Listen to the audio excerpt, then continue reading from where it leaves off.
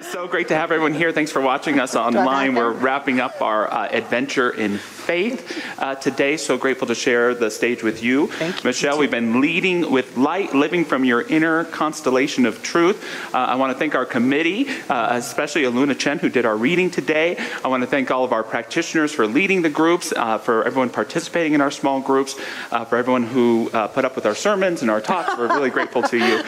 And we don't get to do this enough. Just a quick shout out to all the incredible people who create graphics for Mile High Church. Our lead graphic director, Lindsay Portencazo, so grateful to her.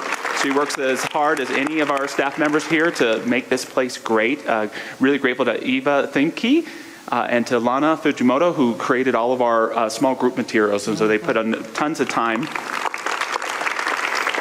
And our last talk, with a little Halloween vibe to it, Michelle, is seeing in the dark. Yes. And how can we lead with light in challenging or uncertain times, and how really, I think our talk, as I heard at the first service, is really about how we can take any darkness, any concern, and turn it into light by really looking at it with curiosity, by remembering the truth of who we are, and by utilizing all of those soul powers to bring that light into life in more emphatic ways.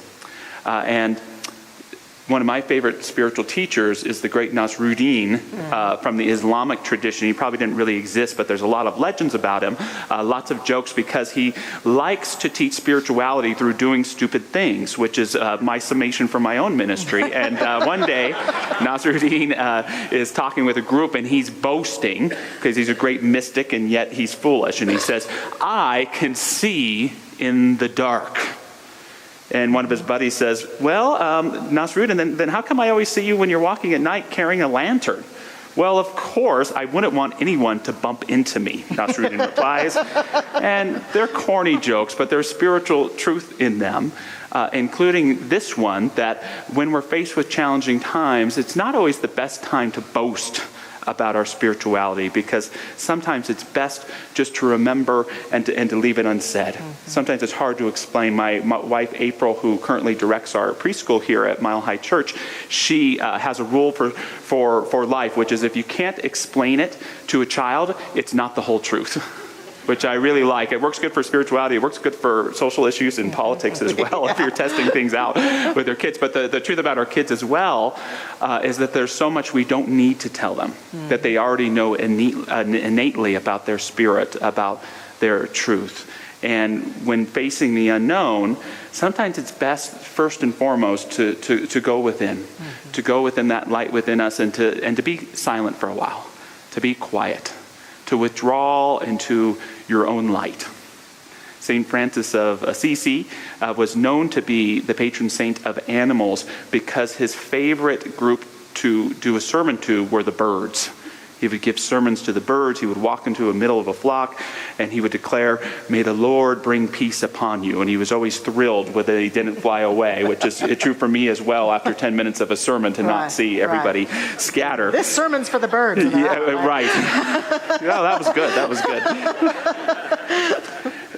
But there's something, and we've all experienced that when you're with your pet taking a walk in nature, when you're in that silent meditation, when we touch what we call the stillness, we get in touch with that light, and in my experience, it gives us so much of what we need for walking in the dark, whistling in the dark, being willing to have that courage to take those extra steps that can give us what we need. I love something the British writer Coventry Patmore, I did not make up that name, he said, to those that wait, all things reveal themselves, provided that they have the courage not to deny in the darkness what they have seen in the light. You know, what important reminder to not see ourselves in a challenging time as a reflection of what it is, but as an opportunity to remember what we've seen, what we've learned, and what we've come to know in the light.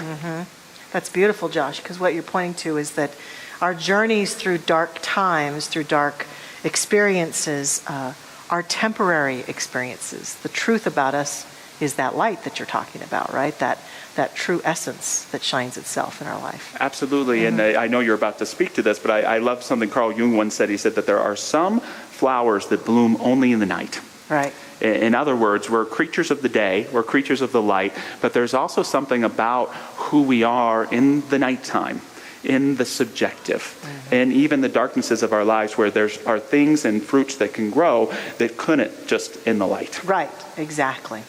So those times are important times for us, and what I've been feeling into today and feel into in this teaching is that for me, the more I dance in the light in my life as a regular routine part of my daily living, the more I'm able to be with those moments that feel darker for me.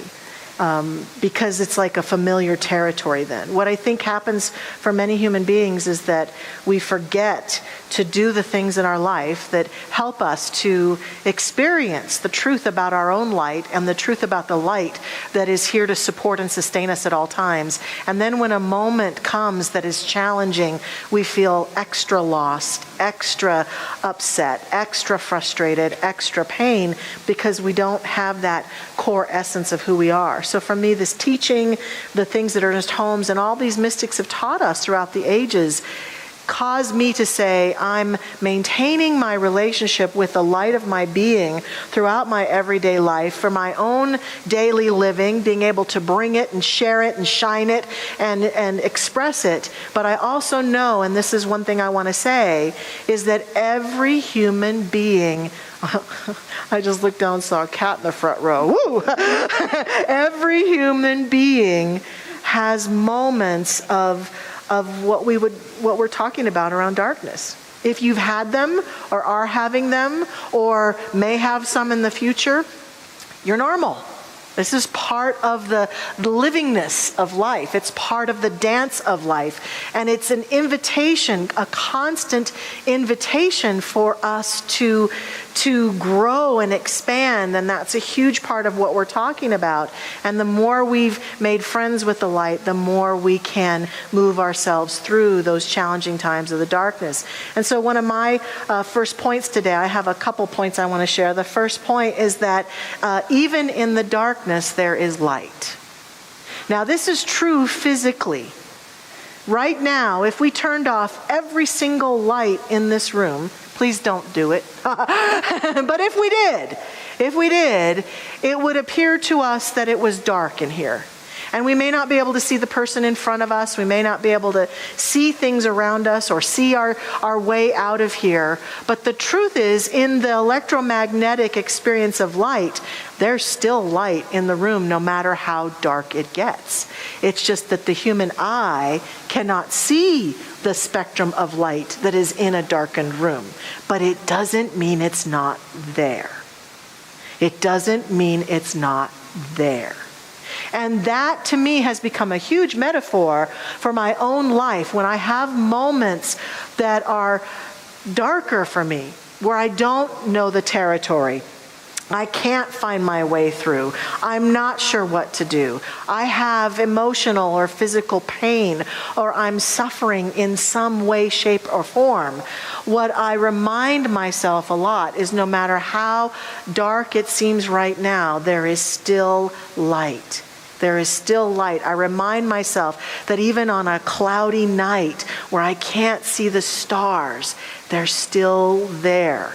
On a cloudy day when the sun is obfuscated, it's still there. And in a dark period of livingness, that light that is the truth of me and the truth of everything and everyone is still here. Now, I don't say that to myself or anyone here to say, get rid of that darkness, because the darkness has its place in our life. The darkness is an invitation.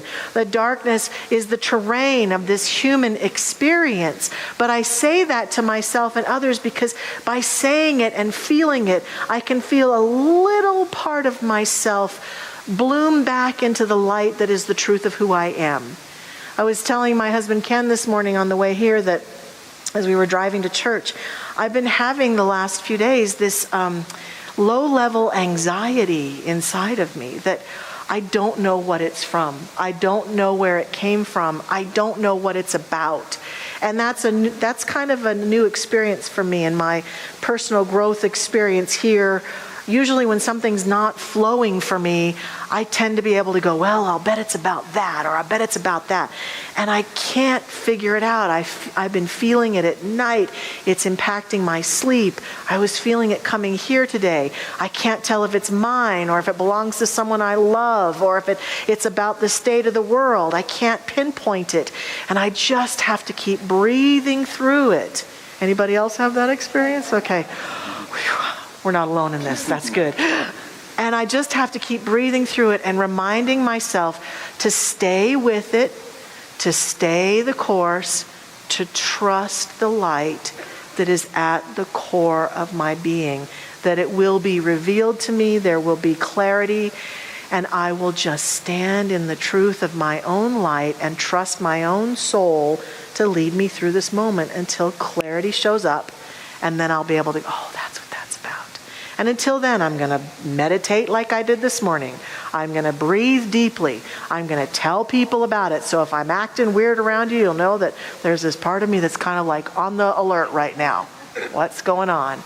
And I'm going to trust that inner part of me to let it go. I like that. And, a big part that I get out of that is when I trust the light, I can befriend the darkness. Right. Or when I remember the light, I don't have to be afraid of the darkness. And so with something like anxiety that comes up, my first instinct is, what's wrong? Right. What's the matter? What's wrong with me? What's wrong with my life? And instead, what I hear you saying is, I'm not going to make it something bad. Yeah. I'm going to go into whatever this dark place is with the light in my being, with curiosity, with openness, with listening. And there may be a jewel in there to be embodied. Exactly. And what Ken and I talked about is that feeling that I may not know what's wrong right now, but something in me knows how to respond. And so I was saying to him, no matter what shows up, I'm going to trust that God in me can meet whatever challenge may be going on. And that's the greatest light there is, in my estimation. And that leads to my second point. Good job, Josh. That was a nice little segue. That there are gifts in the darkness of our life. There are gifts if we are courageous enough to embrace them. And I will fully admit that there have been times in my life where I believed that this teaching and that I was only a good practitioner of this faith tradition if everything that occurred I could go, oh, that's just okay. Everything's fine. I like that voice. That's not a good voice. So many years ago, I was in a phase where I was noticing my propensity to try to just avoid darkness, just to push it away and try to be as positive as I could immediately and just not look at it, just ignore it. And I started to ask myself, what if I was courageous enough to embrace the gifts that are there? And so I noticed that in my personal life, I was going through this period where I was working very late at my former church, almost every night, on projects or teaching classes. And I would come home and we had a little toddler and he would be in bed and my husband at the time was probably in bed sleeping because he was so exhausted from the toddler's activities, and they would go to sleep and turn all the lights in the house off. And so I would walk into a horribly dark house. So I would walk in from the garage where there was light and my eyes were fully attuned to the light, close the door to my home and be immediately ensconced in darkness. And it was even more dark because my eyes needed to adjust. And I would have these panic moments like, where's the switch? Where's the switch? I got to get the light on. And I started saying to myself, this is exactly how I'm behaving about these challenging times I'm in right now. How could I be different? And so I started challenging myself to come home every night and walk through my house in the dark. And of course, there were things, the terrain of the house was familiar, so I could walk around this table and I could remember, the counter's there. Sometimes I would misjudge it and I'd walk into something and I'd be, okay. Sometimes I'd step on a squeaky toy and I'd think, oh my God, we're going to wake the toddler up, and I would just freeze. You know that feeling, I know you do. And so then I would back off the squeaky toy, and sometimes I couldn't see, sometimes I could see better in other rooms, but it became this practice for me that every night I would say to myself, I have the courage to walk through the dark. I have the courage to walk through the dark. No matter what I run into, I know I can recover. I have the courage to walk into the dark. And it wasn't always easy. I admit it wasn't. I would walk into walls occasionally. I was so tired. I'm sure that was part of it. But I also would misjudge things. And so what I encourage us to do is to remember, as we've been talking about this light, and have the courage. Know that there are gifts that come from those dark moments. And the gift isn't always what I get or how I resolve it. Here's the gift, isn't it? It's who we become in that journey. And who I became in that time as I challenged myself to walk through the darkness of my own home was a more courageous minister, a more courageous person who could meet the challenges that we were facing at that time that felt so dark and challenging to me and daunting. I love that. I love something else that Carl Jung said. He said, I am not what happened to me, I am what I choose to become. Yes. And we can't always choose to have the lights on wherever we are. Nope. And we have to find our way. I hope there was no falling down the stairs. There could be No, a it don't was try this at home flat aspect house. to this. Okay. No stairs at all, thank goodness. But to remember, even in those dark times, that the light is working, that it's working within us, and to trust that it's a part of our greater becoming. I love that. Mm-hmm. And part of what that takes is intuition. And so the last point that I want to share today for how to see in the dark is to develop your intuition. And so often we think of intuition as, this gut feeling here or something that's in this part of ourselves. But I would love it if we were to embrace more of a concept of intuition, that it's a divine operating system that connects with every aspect of our being. Mm-hmm. And even in our relationships, even in our exterior life, that intuition is there, that soul awareness. It's not something contrary to rationality or logic or discernment. When they go together, we're really living a whole life, and that intuition especially helps in our darkest times. One brilliant member of our Adventure in Faith committee, her name is Reverend Lauren Martin. She's right there. You want to stand and say hi to everybody? Look at that hair. And I'm going to quote her from our Adventures in Faith material, so if you want to read the whole essay, it's in this week's material. She says, "It is easy to miss the lessons and gifts that come from going through the dark forest, experiencing all the fears, doubts, and insecurities, and following the light to the other side. But where does this light come from?" And this, she concludes, the soul that emanates from within you and knows the truth of who you are and guides your way. What a wonderful definition of intuition, that it's the soul that remembers who you are. And the best thing that we can do is to prepare and practice and bring it forth in unique ways. Another great source of wisdom in our church is the Reverend Kay Johnson. Yes. Her and Reverend Linda Rangel are actually putting on a workshop next Sunday after church on intuition. So it was a great chance to communicate with Kay. And she said that one of the points in the workshop, to give you a bit of a preview, is to create space for intuition. She says that meditation is the best way to do this. Anything that allows you to be present, because being in the present, being fully present without depending on anything in the past, is a kind of being in the dark. It is. It's a kind of not knowing. It really requires trust. And she shared a couple techniques that she'll be sharing at the workshop. One comes from our own Dr. Roger, who said that he gets some of his best ideas for talks by free writing. That he would sit and meditate for 30 minutes or 60 minutes, just grab a paper and pen, and no punctuation, no capitalization, just write. And it's amazing what intuition can come up, the big fish, the jewels that are within you, these grand ideas that are just waiting to come forth if we can create the space for them. She also suggests having a dream journal. To put a journal by your bed and to write a question before you go to bed about something you want to know or learn about, and then immediately when you wake up, get to writing. It's amazing, as they've sometimes said, the last great discovery is ourselves, to go into this inner world and to invite your soul to speak to you through images, through story, through feeling, through all of these different sources, to know just how much wisdom and light there is within us if we can create that space to bring it forth. And it will help us pragmatically in our lives. I've been so impressed by our kids moving through this pandemic time, our littlest ones, all the way up through our teenagers and young adults, and our son just turned 18.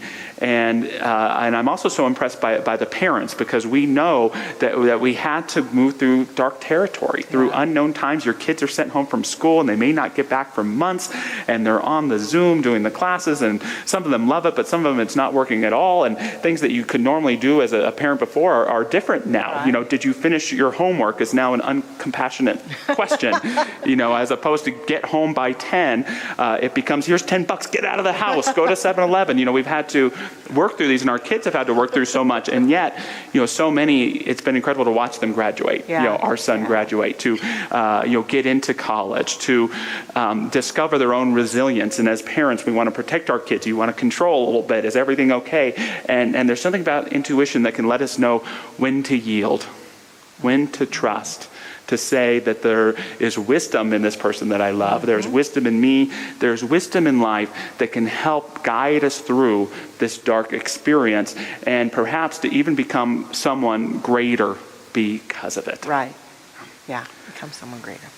Ernest Holmes says, when we find ourselves in a difficult situation, instead of becoming confused or fearful, let us stop for a moment.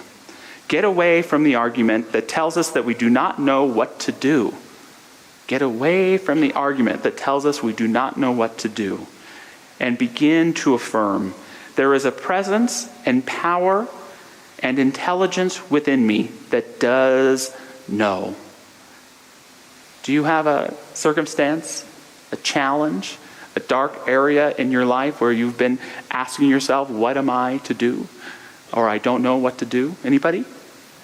Most of us here.